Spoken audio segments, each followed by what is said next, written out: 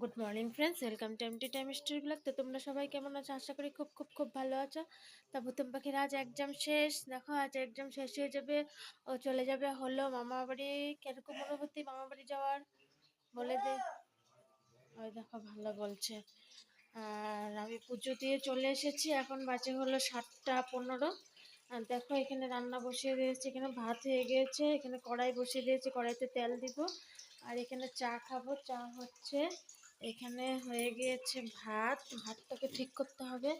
আর বেগুন ভাজি করব, সজনে ডাঁটা আলু দিয়ে চচ্চড়ি করব, কুমড়ো বটি করব, উচ্ছে ভাজি করব। যেহেতু আজ বাবা নিতে আসবে ওকে, তার জন্য আজকে শনিবার নিরামিষ, এতটুকুই রান্নাবান্না আছে।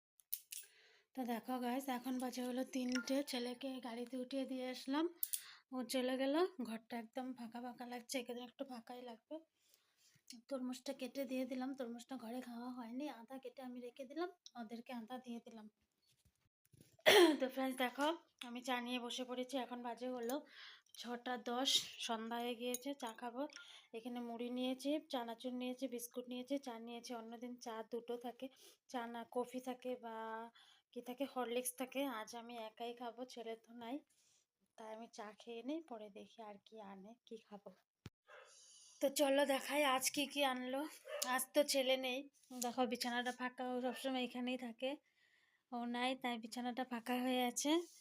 চলো দেখাই। তো এটা হচ্ছে ঠাকুরের প্রসাদ, এখানে আছে 2 রকমের, আমরা দুজন তাই দুটো করে এনেছে, মানে একটা একটা দুটো। তারপরে এখানে কি আছে দেখি, এখানে আছে কালাকান, আর এখানে আছে মিষ্টি। কাল যেহেতু একাদশী, তাই এখানে আছে সাদা মিষ্টি।